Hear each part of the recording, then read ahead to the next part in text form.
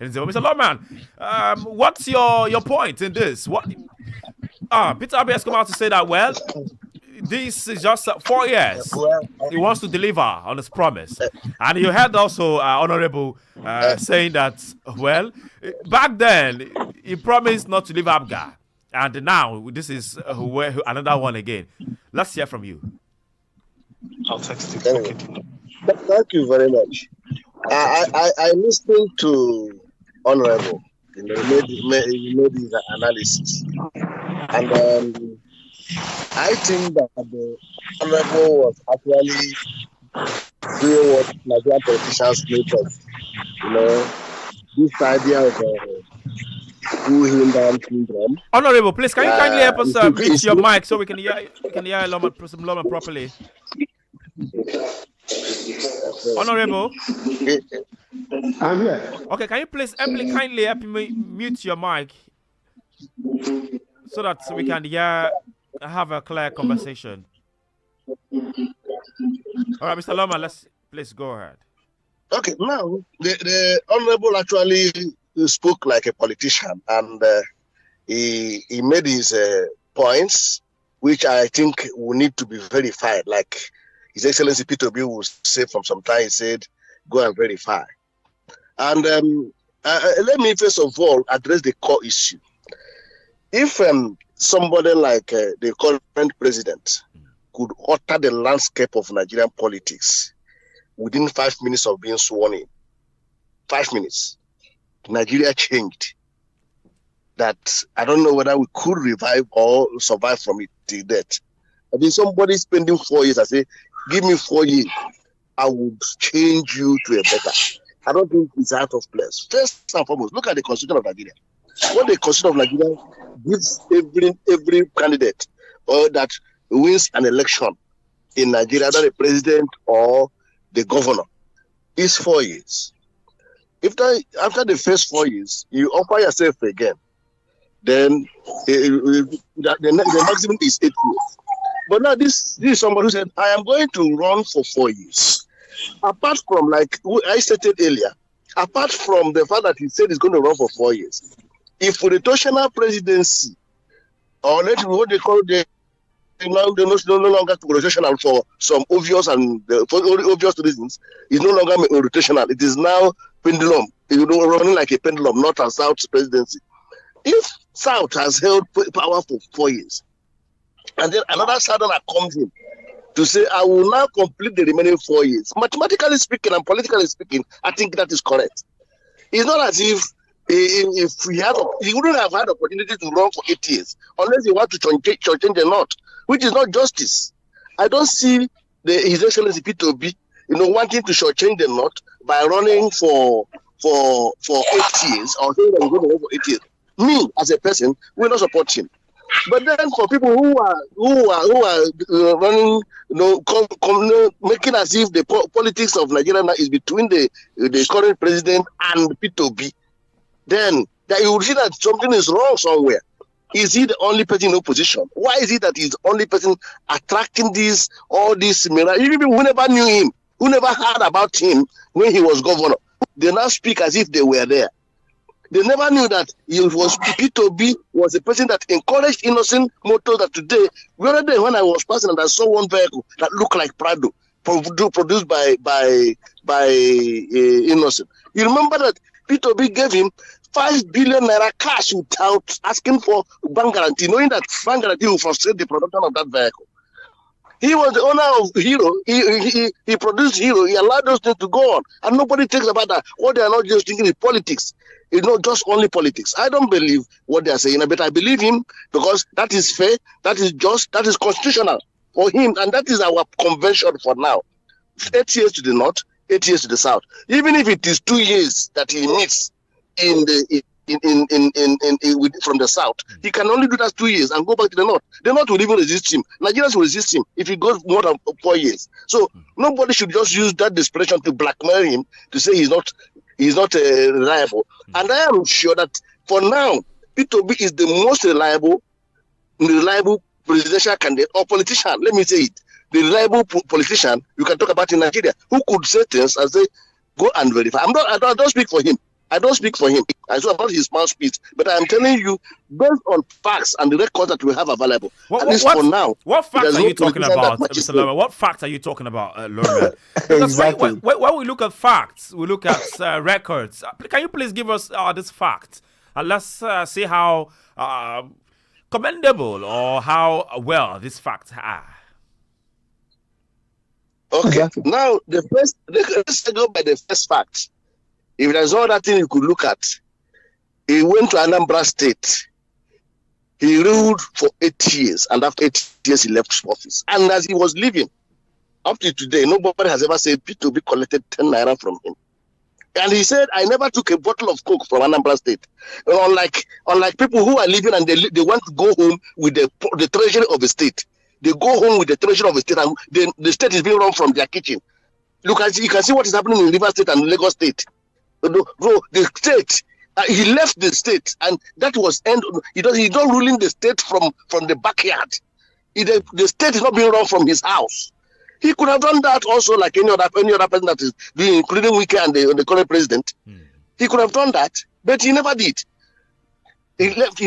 So I don't think that nobody has ever had. Of course, the presumption for every Nigerian is that he is innocent. I'm not supposed to prove him innocent. He's an ordinary innocent, unless people who are alleging that this is that will tell us ordinarily. By our own constitution, he remains innocent. He remains a man of integrity until anybody can prove otherwise. That's the position of our constitution. So it is even them that should be able to tell us what he has done wrong and why they are saying what they are saying against him. Let me come to Honorable right here. But before then, quickly, we're live on Facebook and YouTube at Super FM Lagos. Yes, we're live on Facebook and YouTube at Super FM Lagos. Well, Honorable, yes, a former lawmaker, all of this that you've had, you've talked so much about, you heard Mr. Lawman there talking so much about the, facts of, do you agree that, with what this Peter Obi has done in Anambra, so definitely is recommendable and is something that he can go ahead with come 2027? Let me first of all say that we are not coming on this program to come and promote the unpromotable. Okay. Talking about Peter Obi and what he said is what I thought we should concentrate on. That yes, is it doable that you can do 4 years? He has made mention of the fact that, there are facts, there are things he has done, and that's why he can go. He has the right to say that he wants to do 4 years. And that's why I'm coming to say, okay, we said there are facts. Do you substantiate with this fact? First of all, let me show you the facts that I've named just 3. Why he is a slippery customer and cannot be trusted with his word. All right, okay. I have given you just one example, and you played it out. Okay. Which other verifiable fact? Let's bring the verifiable fact of the 5 billion to innocent. I have told you play this, and you have played it where he said he will never leave Abga. That's number one. And you made that promise to a man like Ojukwu, who stood for the truth from beginning to end of his life. And you lied to him. And everything has been proven. And you say verify. What other verification do we need?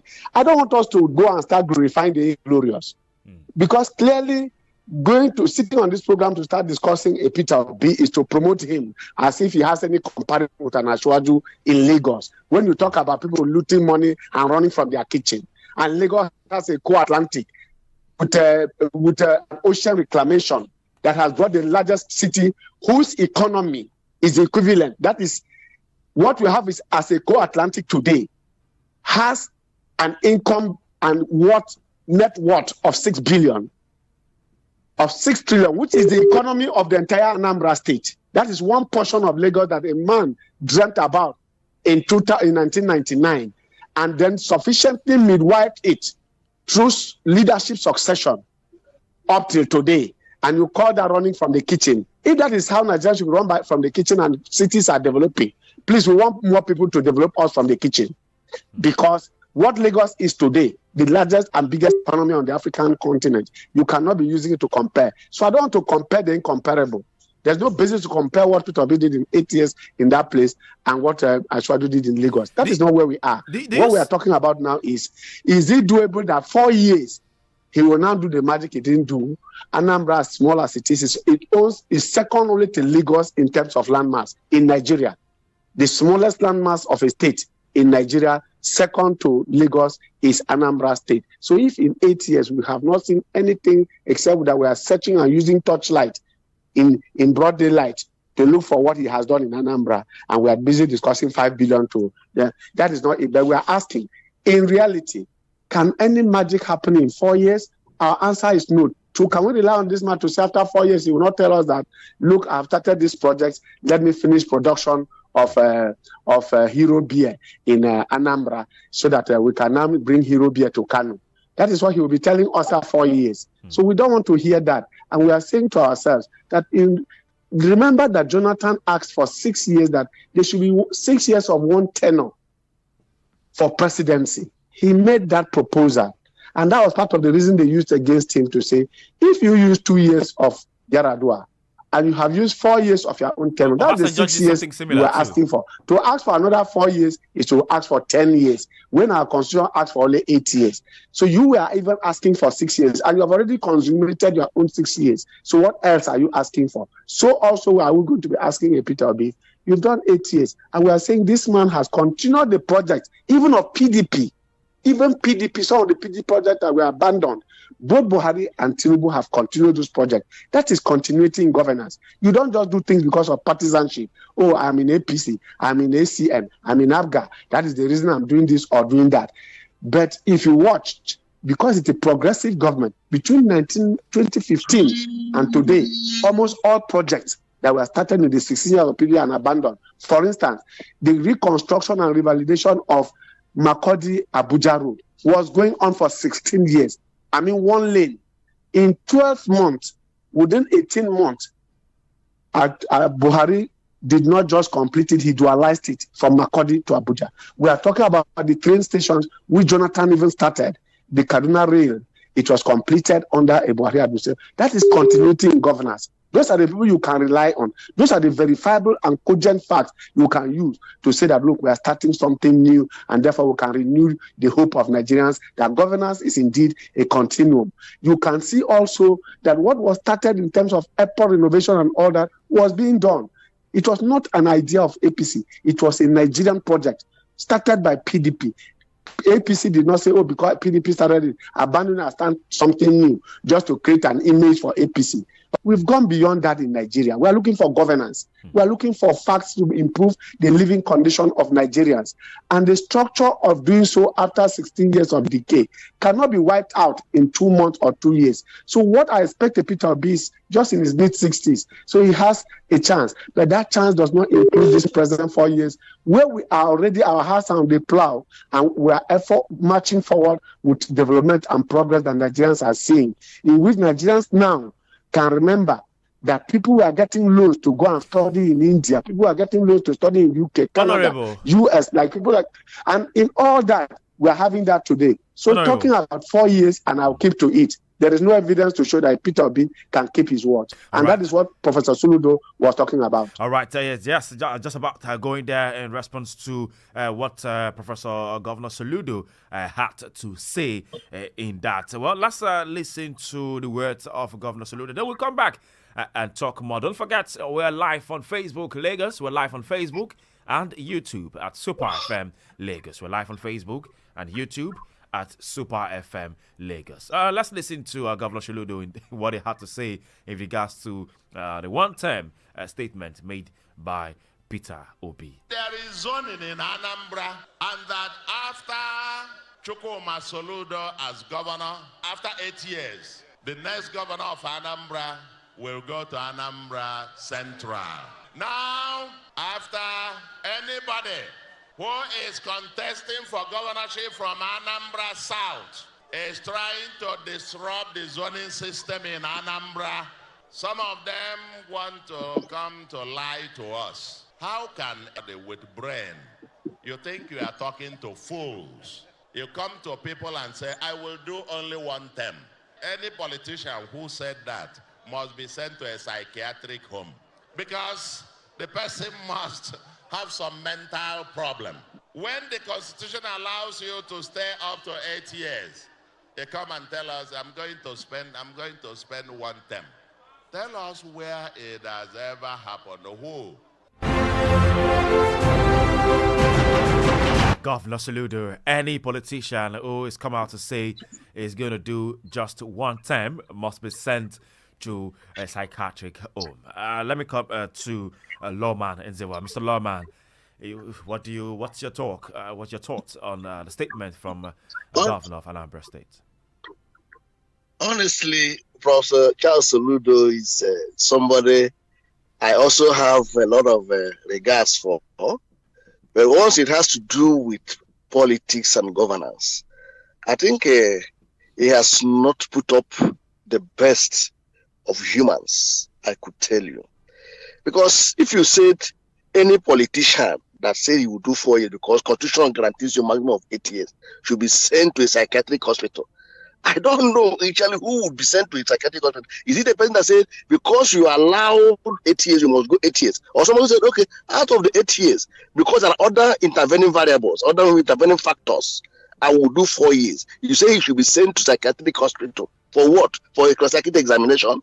The person that is most sensible should be somebody who considers his neighbor, somebody who considers others, and say, look, having taken 4 years from our own, then our own is remaining 4 years, and I can serve out the 4 years, and I will go on. Like the Honorable said there, Jonathan, one of the things they heard against him was, you have taken 2 years from Yaradua, you have taken 4 years, and you have another 4 years, that will make you 10 years.